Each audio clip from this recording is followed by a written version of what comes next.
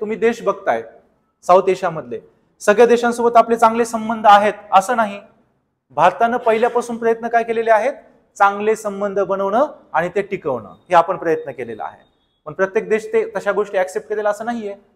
आपल्याला इंडिपेंडन्स मिळालं नाही मिळालं की लगेच काय झालं होतं, अटॅक जम्मू काश्मीरवरती. कारण की हरिसिंग काय म्हटलं होता, आम्हाला स्वतंत्र राहायचं आहे.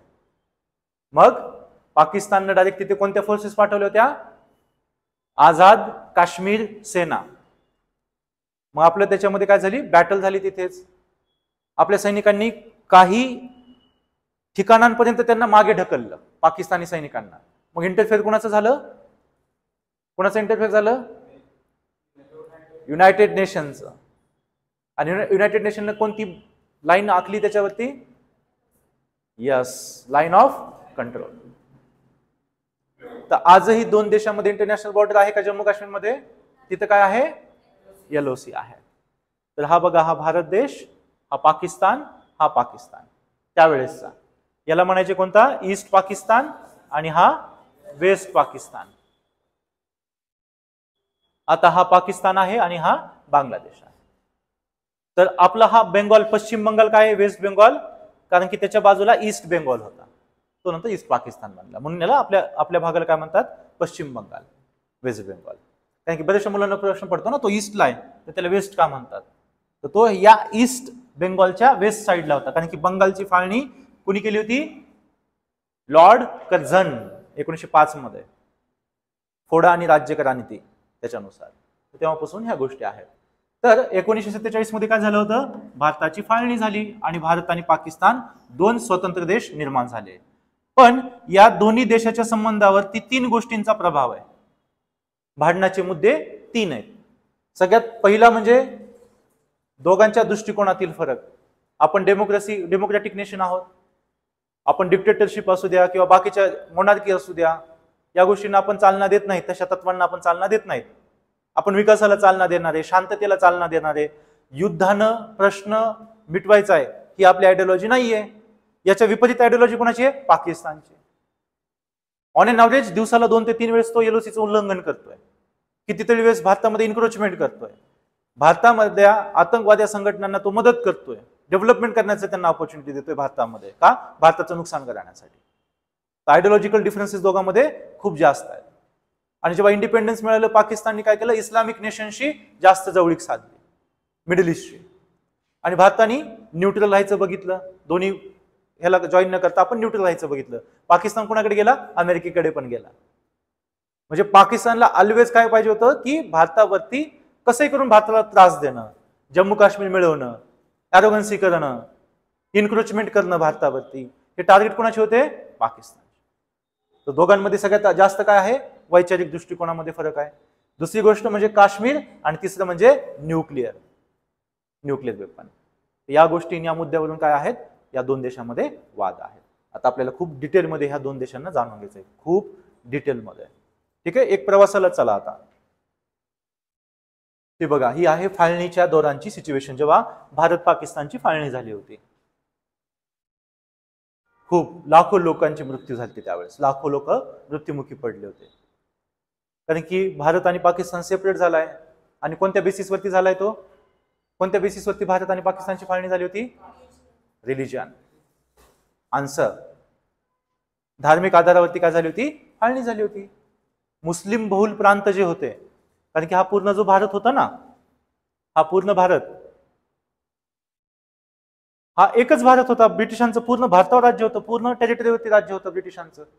तर मोहम्मद अली जिनासारखे लोक काय म्हटले, की नाही, आम्हाला सेपरेट टेरिटरी पाहिजे, आम्हाला आमची स्वतंत्र जमीन पाहिजे.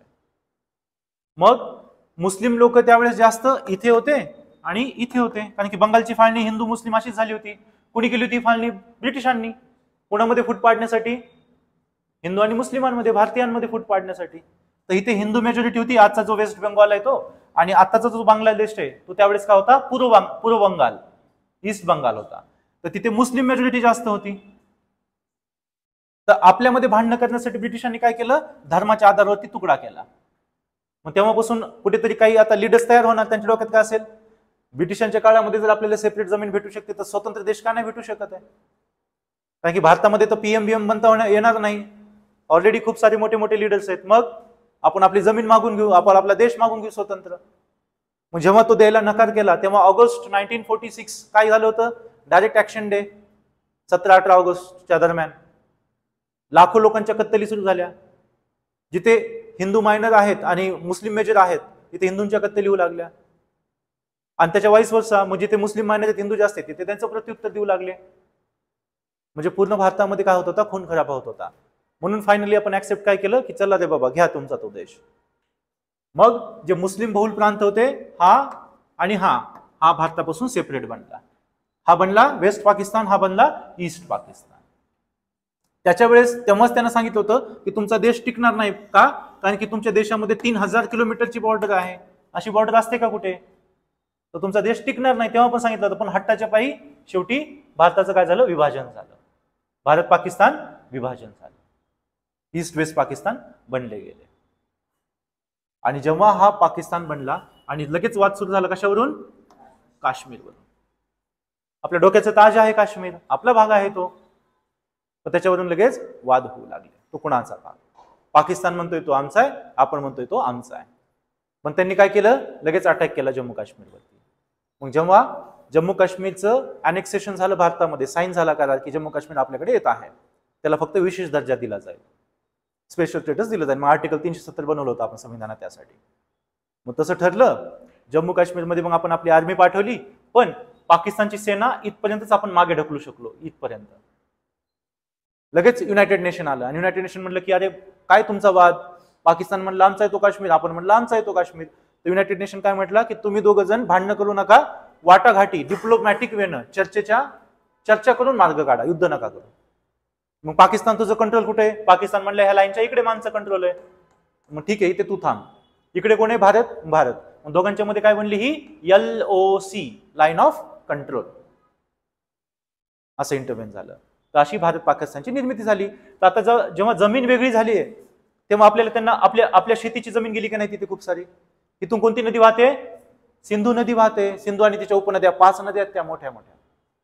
तर आधी तिथलं ऍग्रिकल्चर आपल्याला भेटायचं की नाही, आपल्या लोकांची पण भूक भागायची की नाही, आता सेपरेट झालं.